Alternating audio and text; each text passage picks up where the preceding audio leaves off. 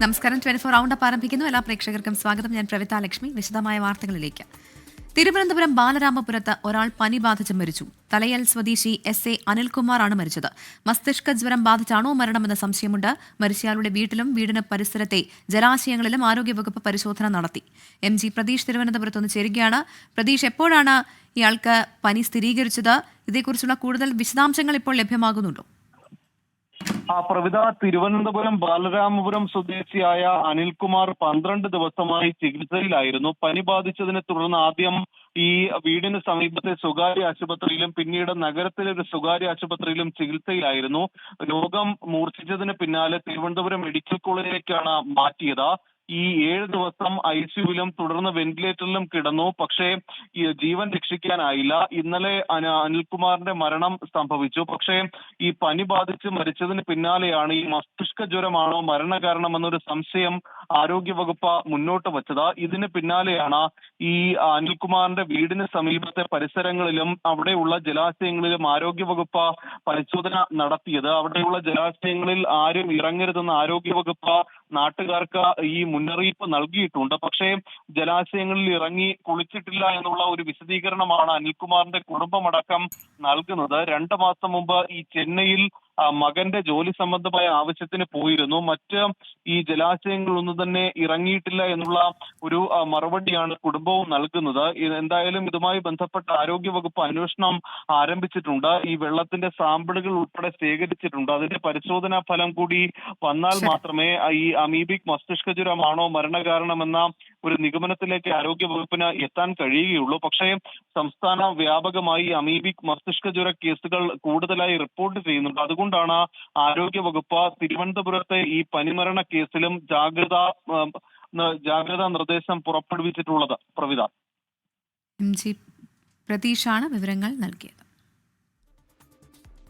MLA സ്ഥാനം രാജിവെക്കണമെന്ന ആവശ്യം കോൺഗ്രസിൽ ശക്തമായതിനിടെ വാർത്താ സമ്മേളനം അവസാന നിമിഷം റദ്ദാക്കി രാഹുൽ മാങ്കൂട്ടത്തിൽ. രാജിയല്ലാതെ പോംവഴിയില്ല എന്ന് പ്രതിപക്ഷ നേതാവ് VD സതീശൻ ഹൈക്കമാൻഡിനെ അറിയിച്ചതായാണ് സൂചന. രാജി ആവശ്യം രാഹുൽ മാങ്കൂട്ടത്തിൽ തള്ളി. രാഹുൽ മാങ്കൂട്ടത്തിലിന് നിയമസഭാംഗത്വം രാജിവെക്കാൻ സമ്മർദ്ദമേറുകയാണ്. 2 ദിവസത്തിനകം രാജിയുണ്ടാകുമെന്നാണ് സൂചന. പരാതിയുമായി ആരും മുന്നോട്ട് വന്നില്ലെങ്കിലും കൂടുതൽ ശബ്ദരേഖകൾ പുറത്തുവരുന്ന സാഹചര്യത്തിൽ രാഹുൽ മാങ്കൂട്ടത്തിലിന്റെ രാജി അനിവാര്യമെന്ന നിലപാട് പ്രതിപക്ഷ നേതാവ് VD സതീശൻ ഹൈക്കമാൻഡിനെ അറിയിച്ചിട്ടുണ്ട്. പുതിയ വിവാദം പുറത്തുവരുന്നതിനും വളരെ മുൻപേ രമേശ് രാഹുലിനെ കൈവിട്ടതാണ്.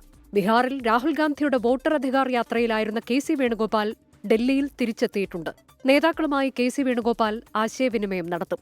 അതിനിടെ രാഹുൽ മാങ്കൂട്ടത്തിൽ വൈകിട്ട് നടത്താനിരുന്ന അടിയന്തര വാർത്താ സമ്മേളനം അവസാന നിമിഷം റദ്ദാക്കി. ആരോപണം ഉന്നയിച്ചവർക്കെതിരെ വിശദീകരണം ലക്ഷ്യമിട്ടായിരുന്നു വാർത്താസമ്മേളനം വിളിച്ചത് എന്നാണ് സൂചന. ഇത് തിരിച്ചടിയാകുമെന്ന് മണത്തറിഞ്ഞ കോൺഗ്രസ് നേതൃത്വം വാർത്താസമ്മേളനം റദ്ദാക്കാൻ രാഹുൽ മാങ്കൂട്ടത്തിലിനോട് നിർദ്ദേശിക്കുകയായിരുന്നു. Political desk 24.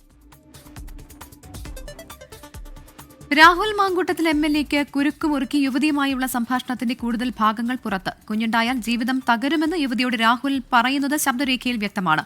ഗർഭചിത്രത്തിന് നിർബന്ധിക്കുന്നതും അസഭ്യം പറയുന്നതും ഭീഷണിപ്പെടുത്തുന്നതുമെല്ലാം ഓഡിയോ ക്ലിപ്പിലുണ്ട്. എന്റെ പെർമിഷൻ ഇല്ലാതെ തന്നെ അത് ഇല്ലാതാക്കണമെന്ന് പറയുന്നത് എന്തർത്ഥത്തിലാണ്? തന്റെ പെർമിഷൻ ലെവലിൽ താൻ ആലോചിക്കാത്തോണ്ടാ പറയുന്നത്. കോൺസിക്വൻസ് ഞാൻ ഒറ്റയ്ക്ക് ഫേസ് ചെയ്തോളാം എന്ന് പറഞ്ഞല്ലോ. അത് ഒറ്റയ്ക്ക് ഫേസ് ചെയ്യാൻ പറ്റാത്തതുകൊണ്ടല്ലേ ഞാൻ പറയുന്നത്. തന്നെ കൂടെ ഒറ്റയ്ക്ക് ഫേസ് ചെയ്യാൻ പറ്റത്തില്ലെന്ന് എനിക്ക് ബോധ്യമുണ്ടല്ലോ. അത് തന്നെ കുറിച്ച് മാത്രം ചിന്തിക്കുന്നതുകൊണ്ടാണ്, അല്ല എന്നെ കുറിച്ച് ചിന്തിച്ചിട്ടല്ല. താൻ എങ്ങനെ എടോ, അത് സ്വാഭാവികമല്ലേ. താനിപ്പോ തന്നെ പറ്റി മാത്രമല്ല ആലോചിക്കുന്നത്. അല്ല, ഒരിക്കലുമല്ല. താൻ എന്നെ പറ്റി ആലോചിച്ചിട്ടാണോ ഈ തീരുമാനം എടുക്കുന്നത്? തന്നെ കുറിച്ച് ഞാൻ ആലോചിച്ചില്ലായിരുന്നെങ്കിലോ എന്റെ സുഹൃത്തുക്കളടുത്ത് എനിക്ക് ഇപ്പോഴോ തന്നോട് പേര് പറയായിരുന്നു.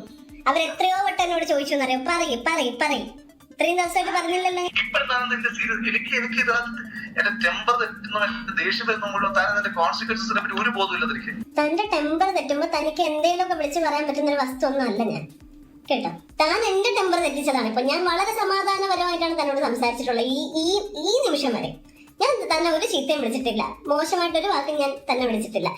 10 വട്ടം എനിക്ക് വിളിക്കാനുള്ള അവസരമുണ്ട്, പക്ഷെ ഞാനത് വിളിക്കുന്നില്ല. എന്റെ പ്രവൃത്തി എന്ന് പറഞ്ഞൊരു പോട്ടെ, താൻ എന്റെ കൂടെ എന്തായിരുന്നു താൻ വിചാരിക്കണ്ട. ഒരു പെണ്ണാണല്ലോ. ഇതാണോ തന്റെ ആദർശം? വലിയ ആദർശമാണോ ഇതൊക്കെയാണോ ആദർശം? ലൈഫിൽ കൊണ്ടുപോകണോ ആദർശം? ഞാൻ അതിനോട് ഒരിക്കലും ഒരു തെറ്റ് ചെയ്യില്ല. താൻ ചെയ്യുന്ന തെറ്റ് ഞാൻ അതിനോട് ചെയ്യില്ല. എടാ താൻ എന്താ ഉദ്ദേശിക്കുന്നെന്ന് പറ. ഞാനത് മാനേജ് ചെയ്തോളാം പറഞ്ഞിട്ട് താനിങ്ങനെ പഠിക്കണം.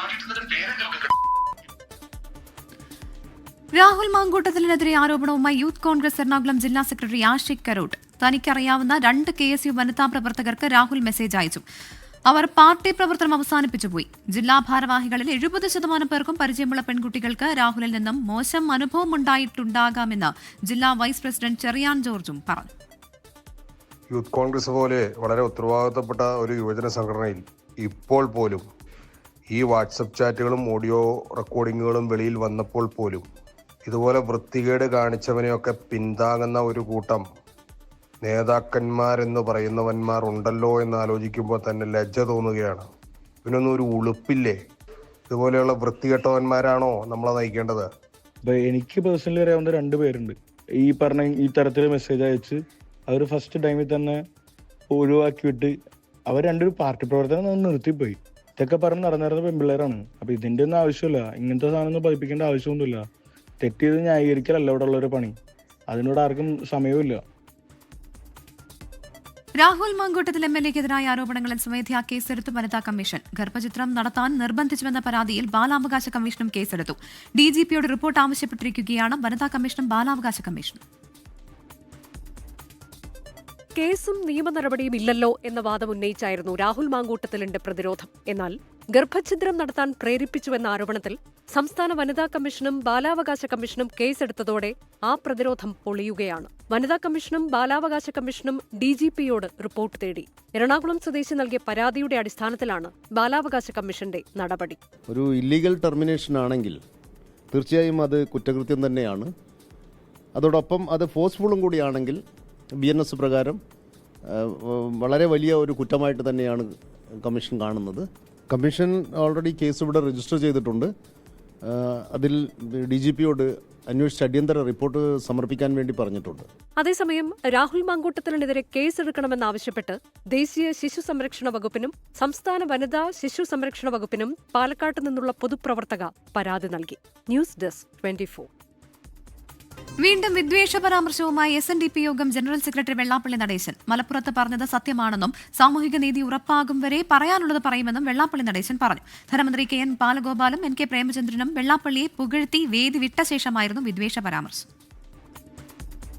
ഇപ്പൊ മലപ്പുറത്ത് നിന്നുകൊണ്ട് മുസ്ലിങ്ങളെ പറഞ്ഞാൽ എന്റെ പിടര് പോട്ടെ. വയസ്സ് 88 89 ആകാനായിട്ട് ഇനി 1.5 മാസമേ ഉള്ളൂ. ശ്രീനാരായണ ഗുരു എംപ്ലോയീസ് കൗൺസിലും ശ്രീനാരായണ ഗുരു റിട്ടയർഡ് ടീച്ചേഴ്സ് കൗൺസിലും സംയുക്തമായി സംഘടിപ്പിച്ച സ്നേഹാദരവ് സമ്മേളനത്തിലാണ് വെള്ളാപ്പള്ളി നടേശൻ നിലപാട് ആവർത്തിച്ചത്. പതരാതെ അഭിപ്രായം പറഞ്ഞ് മുന്നോട്ടു പോകുന്ന വെള്ളാപ്പള്ളി നടേശനെ അവഗണിക്കാൻ കഴിയില്ലെന്ന് പരിപാടി ഉദ്ഘാടനം ചെയ്ത ധനകാര്യമന്ത്രി KN ബാലഗോപാൽ. പതറാതെ അദ്ദേഹത്തിന്റെ അഭിപ്രായം പറഞ്ഞ് മുന്നോട്ട് പോകാൻ അദ്ദേഹം തയ്യാറായിട്ടുണ്ട്. എല്ലാവരും എപ്പോഴും അദ്ദേഹത്തെ പിന്തുണയ്ക്കണമെന്ന് അദ്ദേഹവും നിർബന്ധിക്കുന്നില്ല. അദ്ദേഹത്തെ വിമർശിക്കുകയും എതിർക്കുകയും ചെയ്യാം, പക്ഷെ അവഗണിക്കാൻ പറ്റില്ല കേരളത്തിൽ എന്നുള്ളതാണ് ഏറ്റവും പ്രധാനപ്പെട്ട കാര്യം. വൈര്യമുള്ളവരെ വരെ ചേർത്ത് പിടിക്കുന്ന നേതാവാണ് വെള്ളാപ്പള്ളി നടേശനെന്ന് NK പ്രേമചന്ദ്രൻ MP. ഏത് ശത്രുവിനെയും അവരെയൊക്കെ ചേർത്ത് പിടിക്കാനും അവരെയൊക്കെ സൗഹൃദത്തോടുകൂടി ഉൾക്കൊള്ളാനും ഒക്കെ കഴിയുന്ന വിശാലമായ മനസ്സിന്റെ ഉടമ കൂടിയാണ് അദ്ദേഹം എന്നുള്ളത് അനുഭവത്തിന്റെ അടിസ്ഥാനത്തിൽ, ഒരുപാട് അനുഭവത്തിന്റെ അടിസ്ഥാനത്തിൽ സാക്ഷ്യപ്പെടുത്താൻ കഴിയും. സമുദായത്തിന് നീതി കിട്ടും വരെ പരാമർശങ്ങൾ ആവർത്തിക്കുമെന്നും വെള്ളാപ്പള്ളി നടേശൻ പറഞ്ഞു. 24 കൊല്ലം. കർണാടക ധർമ്മസ്ഥലയിൽ മൃതദേഹങ്ങൾ കുഴിച്ചിട്ടതായുള്ള മുൻ ശുചീകരണ തൊഴിലാളിയുടെ വെളിപ്പെടുത്തലിൽ വൻ വഴിത്തിരിവ്. ആരോപണങ്ങൾ വ്യാജമെന്ന നിഗമനത്തിൽ പ്രത്യേക അന്വേഷണ സംഘം. മുൻ ശുചീകരണ തൊഴിലാളി CH ചിന്നയ്യെ ഗൂഢാലോചന കേസിൽ പോലീസ് അറസ്റ്റ് ചെയ്തു. മകളെ കാണാതായെന്ന പരാതിയുമായി രംഗത്തുവന്ന സുജാത ഭട്ട് പരസ്പര വിരുദ്ധ മൊഴികളാണ് ഇപ്പോൾ നൽകുന്നത്. ഗൂഢാലോചന പുറത്തു കൊണ്ടുവരുമെന്ന് കർണാടക സർക്കാർ അറിയിച്ചു. 17 മണിക്കൂർ നീണ്ട ചോദ്യം ചെയ്യലിന് ശേഷമായിരുന്നു മുൻ ശുചീകരണ തൊഴിലാളിയായ ചിന്നയ്യെ പ്രത്യേക അന്വേഷണ സംഘം അറസ്റ്റ് ചെയ്തത്. മൊഴികളിലെ വൈരുദ്ധ്യവും കോടതിയിൽ ഹാജരാക്കിയ തലയോട്ടിയെക്കുറിച്ചുള്ള തെറ്റായ വിവരങ്ങളുമാണ് അറസ്റ്റിന് പിന്നിലെന്നാണ് സൂചന. വെളിപ്പെടുത്തലിന് മുമ്പ് വൻ ഗൂഢാലോചന നടന്നതായും പോലീസ് സംശയിക്കുന്നു. ബെൽത്തങ്ങാടി പോലീസ് കോടതിയിൽ ഹാജരാക്കിയ പ്രതിയെ 10 ദിവസത്തേക്ക് SIT കസ്റ്റഡിയിൽ വിട്ടു. ഇതിനിടെ മകളെ ധർമ്മസ്ഥലയിൽ നിന്ന് വർഷങ്ങൾക്ക് മുമ്പ് കാണാതായെന്ന് പരാതി നൽകിയ സുജാത ഭട്ട് തനിക്ക് അങ്ങനെ ഒരു മകളില്ലെന്ന് യൂട്യൂബ് ചാനലിൽ വ്യക്തമാക്കി.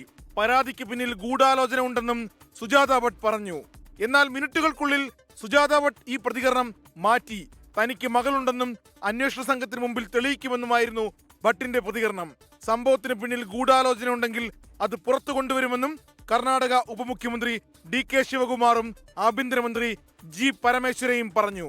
24 ചെന്നൈ. സ്പൈനൽ മസ്കുലാർ അട്രോഫി ബാധിച്ച കുട്ടികൾക്കായി തിരുവനന്തപുരത്ത് ദേശീയ കോൺഫറൻസ് സംഘടിപ്പിച്ചു. ആരോഗ്യമന്ത്രി വീണ ജോർജ് പരിപാടി ഉദ്ഘാടനം ചെയ്തു. ക്യൂർ SMA ഫൗണ്ടേഷൻ ഓഫ് ഇന്ത്യയാണ് കോൺഫറൻസ് സംഘടിപ്പിച്ചത്.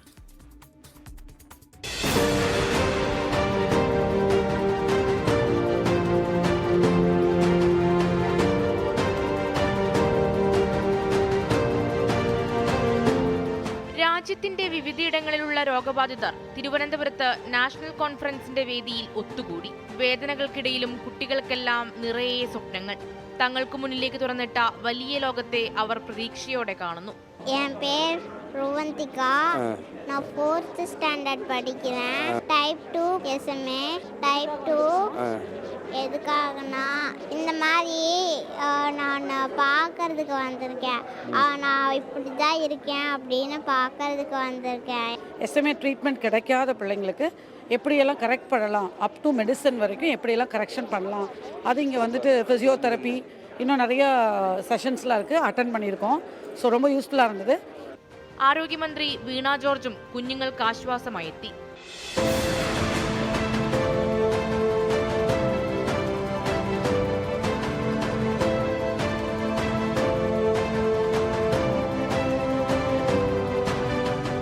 അപൂർവ രോഗത്തിന്റെ ചികിത്സയിലും അവബോധം നൽകുന്നതിലും വിദഗ്ധരായ ഡോക്ടേഴ്സ്, ഗവേഷകർ തുടങ്ങിയവരുടെ സാന്നിധ്യവും നാഷണൽ കോൺഫറൻസിനെ ശ്രദ്ധേയമാക്കുന്നു.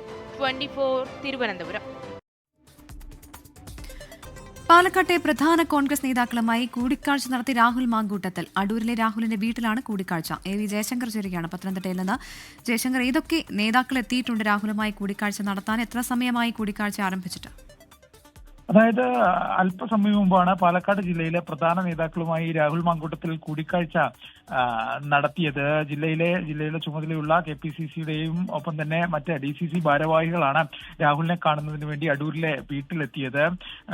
ഈ കൂടിക്കാഴ്ച ഇപ്പോഴും തുടർന്നുകൊണ്ടിരിക്കുകയാണ്. തൽക്കാലം അടൂരിൽ തന്നെ തുടരുമെന്നാണ് രാഹുൽ ഈ നേതാക്കളെ അറിയിച്ചിരിക്കുന്നത്. പാലക്കാട്ടേക്ക് ഉണ്ടാകില്ല. ഈ പ്രതിഷേധങ്ങളൊക്കെ തണുക്കുന്ന മുറയ്ക്ക്, പ്രശ്നങ്ങൾക്കൊക്കെ ഒരു ശാന്തി വരുന്ന മുറയ്ക്ക് മാത്രമായിരിക്കും രാഹുൽ മാങ്കൂട്ടത്തിൽ പാലക്കാടേക്ക് എന്തായാലും തിരിക്കുക. ഈ അല്പസമയം മുമ്പ് KPCC നിർദ്ദേശപ്രകാരം രാഹുൽ തിരുവനന്തപുരത്തേക്ക് പോയി എന്ന തരത്തിൽ ചില വാർത്തകളൊക്കെ തന്നെ ചിലയിടങ്ങളിലൊക്കെ തന്നെ പ്രചരിച്ചിരുന്നു. ഇതെല്ലാം തന്നെ രാഹുൽ മാങ്കൂട്ടത്തിൽ തള്ളുകയാണ്. KPCCയിൽ നിന്ന് ഒരു തരത്തിലുള്ള നിർദ്ദേശവും എങ്ങോട്ടേക്കും പോകാൻ ലഭിച്ചിട്ടില്ല എന്നാണ് രാഹുൽ മാങ്കൂട്ടത്തിൽ പറയുന്നത്. ഒപ്പം തന്നെ ഈ രാജി വിഷയവുമായി ബന്ധപ്പെട്ടും അത്തരത്തിലുള്ള പ്രതികരണങ്ങളൊന്നും ഇതുവരെ പാർട്ടി നേതൃത്വം ഒരു ആശയവിനിമയം രാഹുലുമായി നടത്തിയിട്ടില്ല എന്നാണ് മനസ്സിലാക്കുന്നത്. എന്തായാലും ഈ പാലക്കാട് മണ്ഡലവുമായി ബന്ധപ്പെട്ട MLA എന്ന നിലയിൽ നിരവധി പ്രവർത്തനങ്ങൾ അവിടെ നടത്താനുണ്ട്. ആ കാര്യങ്ങൾ ഏകോപിപ്പിക്കുന്നതുമായി ബന്ധപ്പെട്ടും ആ വിഷയങ്ങളിൽ ചർച്ച നടത്തുന്നതിനും വേണ്ടി കൂടിയാണ് പാലക്കാട്ടെ പ്രധാന നേതാക്കൾ എന്തായാലും രാഹുൽ മാങ്കൂട്ടത്തിന്റെ അടൂരിലെ വസതിയിൽ രാത്രി ഏറെ വൈകി എത്തിയിരിക്കുന്നത്. അവരുമായുള്ള കൂടിക്കാഴ്ച ഇപ്പോഴും തുടരുകയാണ്. മണ്ഡലത്തിലെ മറ്റ് MLA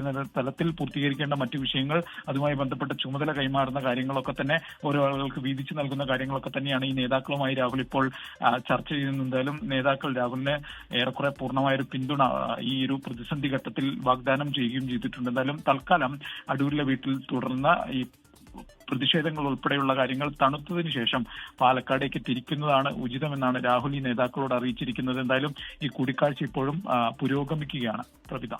ശരി, വിജയശങ്കറാണ് വിവരങ്ങൾ നൽകിയത്.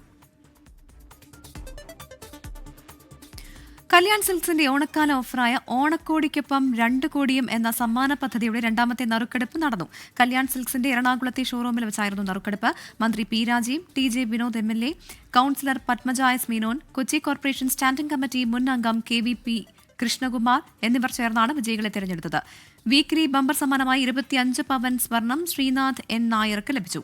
Maruti Baleno car Nisha Bhavayani, Jayasree R ഹെൻ, അബ്ദുൾ ബഷീർ എന്നിവർക്കും ലഭിച്ചു. ചടങ്ങിൽ Kalyan silks and Kalyan hypermarket ചെയർമാനും മാനേജിംഗ് ഡയറക്ടറുമായ TS Pattabhiraman, Kalyan silks executive director Prakash Pattabhiraman, cinema താരം ബോബി കുര്യൻ എന്നിവരും പങ്കെടുത്തു. കല്യാൺ സിൽക്ക് എല്ലാ വർഷവും ഓണത്തോടനുബന്ധിച്ച് ഓണക്കോടിക്കൊപ്പം 1.5 കോടി എന്നുള്ള രീതിയിലാണ് സമ്മാന പദ്ധതി ആരംഭിച്ചത്. ഇന്ന് ഈ കൊല്ലം ഓണക്കോടിക്കൊപ്പം 2 കോടി എന്നുള്ള സമ്മാന പദ്ധതിയാണ് പുതിയതായിട്ട് ആവിഷ്കരിച്ചിട്ടുള്ളത്. അത് കൂടുതൽ പേർക്ക് സമ്മാനം എത്തിക്കാൻ വേണ്ടി 100 പവൻ എന്നുള്ളത് എല്ലാ ആഴ്ചയിലും തന്നെ ബമ്പർ സമ്മാനം എടുക്കുകയാണ്. ഓരോ ബമ്പർ സമ്മാനം 25 പവൻ വീതം. അങ്ങനെ 2 ആഴ്ചയിലത്തെ സമ്മാനം കഴിഞ്ഞു. തൃശ്ശൂരും എറണാകുളവും കഴിഞ്ഞിരിക്കുന്നു. അവിടെ പൂർണ്ണമാകുന്നു. Good night.